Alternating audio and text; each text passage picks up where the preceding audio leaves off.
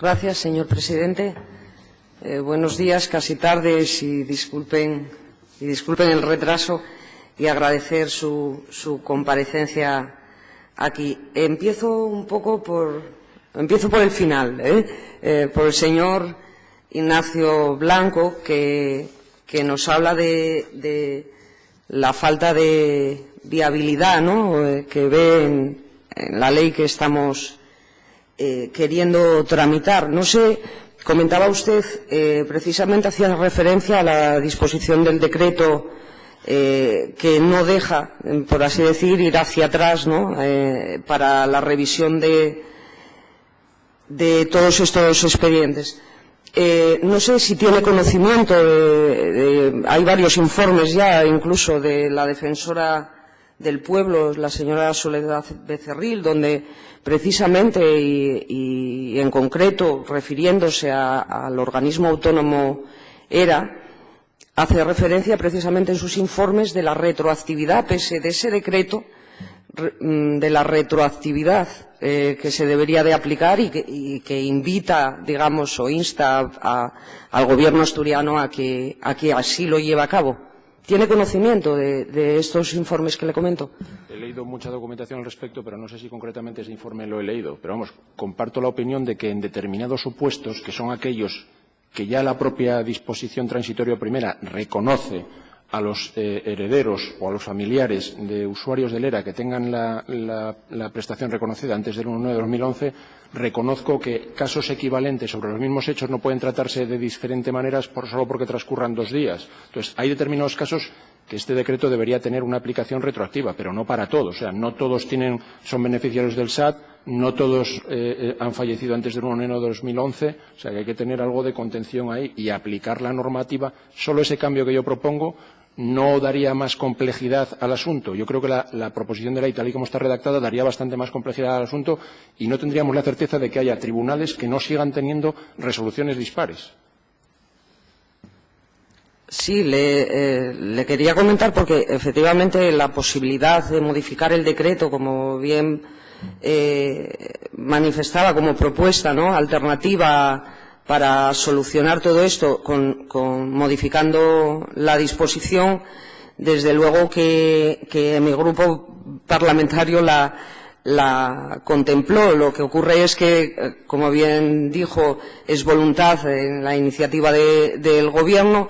Y claro, tenemos un Gobierno que no solo es que no tenga voluntad, sino que tampoco ha tenido capacidad de gestionar esto como una administración obligada en derecho también debería haber realizado.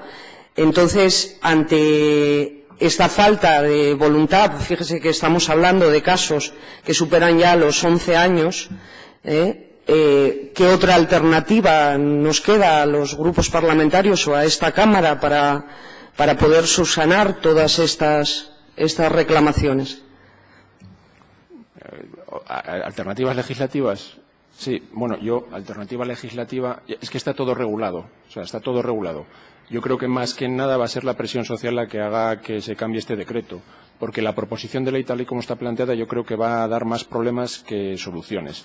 No se garantiza cuándo van a tener las liquidaciones los usuarios del ERA tampoco. No sabemos si se van a liquidar intereses durante ese periodo de suspensión o no. En principio son deudas de carácter público y no tendrían por qué suspenderse la liquidación de intereses. No sabemos si auditado y liquidadas las liquidaciones por deudas, si van a ser reclamadas o no en los tribunales, y llegado a ese punto no tendremos solucionado el problema del 1 de enero de 2011, que ese es realmente el problema que existe. O sea, yo no creo que la proposición de ley tal y como esté planteada vaya a solucionar el problema de esos usuarios en concreto. El resto está todo regulado. La falta de información en determinados supuestos debe ser una falta de información personal, porque, vamos, cualquiera que quiera accede al BOPA, accede al Boletín Oficial del Estado y está todo regulado. Las cargas que se generan, las prestaciones que hay que atender en función del IPREM, está todo regulado, está todo controlado. Solo hay ese pequeño detalle en relación a los usuarios que comenté antes, que es la fecha de corte del 1 de enero de 2011. Discúlpeme que también hay que tener en cuenta en este caso, como dice el derecho administrativo, los administrados en este caso es un colectivo muy vulnerable. No sé si Hay que ponerse también en la esfera de las obligaciones de nuestra Administración para con estos colectivos especialmente vulnerables, ¿no?, a la hora de gestionar. Por supuesto. Yo, de hecho, tengo un informe aquí que he elaborado. Si alguno de los grupos parlamentarios quiere tener luego una copia, se la entrego. Yo recalco que el colectivo de verdad muy vulnerable es el de los ancianos que pueden ingresar a una residencia y que, si no tienen recursos ni sus familias pueden atenderlos, van a estar, entiendo, atendidos en unas condiciones muy dignas dentro de estos establecimientos residenciales. Ese es el bien que hay que proteger. Los bienes patrimoniales de los herederos habrá que protegerlos en la línea que yo digo, en la línea en la que, si su familiar era beneficiario del SAT, era usuario del ERA y fallece antes del 1 de enero de 2011, no tiene por qué recibir un tratamiento distinto a alguien que haya fallecido 2 días más tarde. Pero los intereses que hay que proteger, y yo entiendo que se protegen cuando tienes una edad avanzada, no te puede atender tu familia y te atienden dignamente en un centro, aunque no tengas recursos, ese es el que hay que proteger. El otro tendrá que someterse a la normativa que tenemos actualmente, tanto en el caso de herencias como en el resto de casos que hemos comentado. Sí, por último, señalarle también que comentaba en su exposición que otra de los errores o sesgos de los que adolece la ley que presentamos es precisamente el que marca una suspensión sine die, ¿no? Y le quería señalar que, aunque no es precisa el periodo temporal, no se precisa, sí que hay un límite, que es el de la revisión de oficio, precisamente por facilitar la gestión de la propia Administración, en que pueda tomarse tiempo y no imponerle, ¿no?, un mecanismo que incluso podría implicar un aumento excesivo de un gasto para poder dar salida a la revisión de oficio de todos estos expedientes, pero que sí consideramos que tiene fin, no es una suspensión ilimitada. Mi comentario iba solo que la suspensión sine die se puede interpretar públicamente como una suspensión sine die. No me refería a la regulación legal y normativa establecida al respecto, sino que se lanzaba un mensaje de suspensión generalizada de todas las liquidaciones que creía que no era conveniente en función de la demografía asturiana y lo que están haciendo otros países europeos. Era un tema más de fondo que de técnica jurídica. Discúlpeme si me he expresado mal.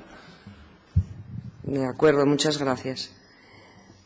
Ahora querría preguntar al señor Durán. Le quería preguntar, porque además antes, en las anteriores comparecencias, fue comentado, y aprovechando el conocimiento jurídico, bueno, de todos, en este caso, de los comparecientes, pero me voy a dirigir al señor Durán. Según un punto de vista lógicamente jurídico, ¿qué efectos contractuales tiene una persona sin el pleno uso de sus capacidades mentales que firme con una huella dactilar? Sí, agradezco mucho la pregunta. La verdad es que en mi primera intervención he intentado establecer el contexto, pero no porque esté ayuno de argumentos jurídicos. Yo escucho algunas cosas en las que no estoy de ningún modo de acuerdo, pero no es que no esté yo de acuerdo. El Código Civil no está de acuerdo. El artículo 999 dice textualmente: la aceptación por ahí siempre puede ser expresa o tácita. Tácita es la que se hace por actos propios. O sea, esto de que se nos diga que en ocasiones uno puede aceptar beneficio inventario para actos propios es algo inaudito, cuando el artículo 1011 del Código Civil dice textualmente que debe hacerse ante notario o por escrito. Esto tiene mucho que ver con un conjunto de fenómenos. ¿Por qué podemos tener una visión aseada de la ley? Y con una visión aseada de la ley, oiga, la ignorancia de la ley no es excusa de su cumplimiento, no, eso ya lo sabemos, pero es que lo sabemos hace mucho tiempo. El problema es que cuando hay una transaccional de todos los grupos parlamentarios que se han dado cuenta que hay un problema. Y este problema ha de ser observado. Si a mí me pregunta por la proposición de ley, ¿me gusta? Pues mire, el punto primero es aceptable, el segundo no y el tercero tampoco, porque son meras declaraciones de principio. Pero es que estamos tratando un problema político, que por no ser atendido por los responsables gubernamentales, hace falta alguna manera de establecerlo. Y no podemos nunca funcionar al margen de la problemática que tenemos. Yo quisiera agradecer muy especialmente a Rosa María Espino, que además es trabajadora del ente, que haya tomado la iniciativa en este punto. Como también a la representante del Partido Popular, que una vez lo dejó clarísimo. Miren, esto no es un problema de números, es un problema de personas. Y estamos aquí tratando de esto como si fuera un problema de números. Y es de personas usuarias y de personas que son herederas, a las que no se les puede decir que el elemento jurídico es de esa manera o de la otra, a las que no se les puede decir que, oiga, es que usted sabía, porque muchas veces no sabían. Pasando a ese tema. Es que claro que aquí la cuestión es que muchas veces se actúa por atajos, por las circunstancias concretas del caso. Díganme ustedes, una persona que es ingresada en un establecimiento de ERA sin incapacitación judicial, y hay muy poca persona incapacitada judicialmente, aunque de hecho tienen discapacidad, sin incapacidad judicial, pero discapacitada, de hecho, que acude con un pariente, ¿ha entendido algo del contrato? Nada. Absolutamente nada. Esta es la cuestión. ¿Por qué? Porque ahí se actúa un conjunto de circunstancias. El viernes mismo defendimos en la universidad una tesis doctoral sobre una cosa que se llama la guarda de hecho. Muchas veces se funciona por guarda de hecho. Y efectivamente, cuando requiere algún tipo de soporte documental que firme de alguna manera. Pues claro que no.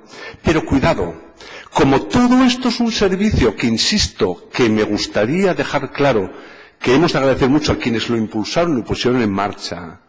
Como esto es un servicio en beneficio de la gente, claro que hace falta tener algún tipo de vestigio de que esto ha sido así. Desde luego yo creo que la peor opción para esto es pensar que en abstracto, genéricamente, esto es una cuestión de técnica jurídica. Dura lex, sed lex. Es dura la ley, pero la aplicaré a rajatabla. ¿Por qué? Porque aquí estamos hablando de un sector de la población que además a todos nos enorgullece, es el tesoro de todos, lo hemos recibido todos ellos, y decir que no se puede hablar de esto porque no es técnica, me parece que es la peor de las técnicas jurídicas. Por tanto, claro que no, pero muchas veces funciona la llamada guarda de hecho. Gracias, señor Durán. Aprovecho también para decirle, los tutores legales de una persona, para preguntarle, tienen el derecho de ser informados de las obligaciones que contraigan por sus tutelados, ¿no? Eso por supuesto, pero hay que tener en cuenta que, insisto, muchas veces no es un régimen jurídico de tutela el que aquí existe, si es que esto lo sabemos. ¿Por qué? Porque la incapacitación es una circunstancia terriblemente incómoda. Es someter a un proceso judicial y además en controversia a una persona mayor. Y mucha gente no acude a este sistema. Y por tanto sigue otro tipo de sistemas. El problema es la información. Si es que muchas veces el problema que se lleva de esto es la información. Por eso muchas veces cuando se habla de, bueno, la aceptación, ¿sabían o no sabían? Pues posiblemente no supieran porque no establecimos los mecanismos oportunos para que esto fuera así. Por tanto, no es un problema de tutela, pero si fuera así, claro que tiene que ser informado. Y el otro consentir, como es natural. Porque en tutela hay representación legal. Estos casos no son generalmente representación legal, sino son representación práctica por vía de guarda de hecho. Gracias, señor Durán. A usted. Y ahora quería hacerle una pregunta al señor Alberto Suárez. Y quería preguntarle si le parece jurídicamente viable el contenido de esta ley, en el sentido de la posibilidad por parte de la Administración de revisar sus propios actos, caso por caso, ¿no?, individualmente, si facilita además o trata de corregir las desigualdades que nos comentaba judicialmente por sentencias se pueden ir produciendo o se están produciendo. Sí, vamos a ver, hay que partir de los hechos. Es decir, yo hoy por la mañana he escuchado a toda esta gente que está ahora allá arriba manifestar cómo les fue sucediendo todo, ¿no? Y me parecía estar escuchando a todos aquellos que fueron a mi despacho en su día, ¿no? Decenas de personas que yo creo que todos me contaban prácticamente lo mismo. Es decir, personas que era imposible que se pusieran de acuerdo para contarme casi la misma historia. Es decir, me refiero a la gente que tenía familiares fallecidos antes del 1 de enero de 2011. Y todos me decían prácticamente lo mismo. Oiga, es que yo, cuando falleció mi madre, cuando falleció mi padre, me fui allí a leer a los servicios sociales y les pregunté, la típica frase que se suele decir, ¿se debe algo aquí? Tal, y siempre nos contestaron que no había ningún problema. Con la ley de dependencia estaba. Y lo repito, es imposible, creo que es imposible que todos se pongan de acuerdo para contarme la misma mentira, ¿no? Eso eran decenas de personas. Entonces, hay un problema. O sea, ¿Cómo solucionar ese problema de falta de información, de falta de transparencia, de falta de claridad hacia la gente? ¿Cómo solucionar ese problema? Bien, esa reforma o esa introducción de esa cláusula quinta en el Real Decreto que propone mi compañero me parecería adecuada, sobre todo porque daría respuesta a personas, a estas personas que digo yo que fallecieron, que tenían familiares que fallecieron antes del 1 de enero de 2011. Ahora bien, eso es voluntad del Gobierno, ¿no? Tendría que ser el quien toma la iniciativa. Si no toma la iniciativa, yo creo que la única posibilidad, o la posibilidad que se nos abre, sería la de sacar una ley o intentar sacar adelante una ley en la cual, al menos, se pretenda revisar, o que se pueda revisar todos los expedientes para ver realmente la injusticia o no, digamos, de esas reclamaciones o la justicia, porque bueno, puede haber expedientes que realmente es así, la adeudan y no hay otra. Pero yo entiendo que hay expedientes que realmente deberían de ser muy revisados. Entonces, la única opción que entiendo yo, que sería paralizar todas las reclamaciones y decir, bueno, vamos a estudiar caso por caso y con detenimiento. Lo que hablaba también antes mi compañero, es injusto que una persona, por morir en el 30 de diciembre de 2010 se le aplique una normativa y otra persona que muere el 1 de enero de 2011 con lo mismo, con el mismo grado de dependencia reconocido, con los mismos ingresos, con todo, se le aplique otra legislación diferente, otra normativa diferente. Entonces, los mecanismos, no sé exactamente cuáles podrían ser los más adecuados, pero yo entiendo que algo hay que hacer. Si el Gobierno no toma la iniciativa, pues a través de una ley, a través de los medios que tenemos. Eso está claro. No sé si queda respondida. Sí, muchas gracias. Y por último, preguntarle, nos comentaban antes las personas afectadas, comparecientes anteriores, que había casos que habían transcurrido más de 4 años, incluso cuando conocían, cuando digamos sobrevivía esta deuda que no conocían anteriormente ni podían conocer, como bien dice usted, porque precisamente se les informaba de todo lo contrario, ¿no? Y cómo, pues se daba la circunstancia de la aceptación de esa herencia 4 años antes, cuando sobrevive todo con su correspondiente pago de impuesto de sucesiones y donaciones sobre ese montante heredado, y cómo cuando ahora resurge esta deuda, pues desde luego causa un perjuicio, ¿no?, irreparable en cuanto, por ejemplo, a la correlación del impuesto con el montante de herencia. ¿Cómo lo ve? Sí, vamos a ver, sobre todo partimos de que la gente tiene confianza plena en la Administración. Es decir, yo he escuchado hoy, la verdad que me ha causado un poco de alarma, ¿no?, que alguien, que se le exija al administrado decir, oiga, dígame usted con nombres y apellidos quién te dijo o quién le dijo a usted que no iba a generar deuda. Claro, el administrado va a una oficina pública, va a hablar con un funcionario público y lo que menos se espera es que ese funcionario público le mienta. O no le diga la verdad, o le diga algo erróneo. Entonces, si tú, como administrado, vas a una oficina pública y le dicen, oiga, mire, no se preocupe, que con esto de la dependencia ya está todo, no tiene usted que abonar nada, está todo liquidado. Uno actúa en consecuencia. Es decir, pues entonces ya no tendría ningún problema, pues va a hacer sus gestiones, paga su impuesto de sucesiones, hace su aceptación o su declaración de herederos si no hay testamento, y hace todas las gestiones en la confianza de lo que le han dicho. Es decir, que después, casi al borde de la prescripción, te empiezan a llegar las reclamaciones, también denota una cierta mala fe por parte de la Administración, porque ha dejado esperar un periodo de tiempo en el que la gente no sabía nada, no se entera de nada. Y quería añadir una cosa en cuanto a esta paralización y demás. En este caso, por ejemplo, de esta señora que estoy hablando, me pregunta a mí, me dice, oye, Alberto, ¿sabes algo de cómo está este tema? Y digo, no, te tendrá que llegar algo. No, es que a mí no me llega nada, ni me dijeron nada, y llamo allí ni me dicen nada. Es decir, faltó información, pero yo creo que sigue faltando información. Ese es el problema. Sí, muchísimas gracias. No hay más preguntas, presidente.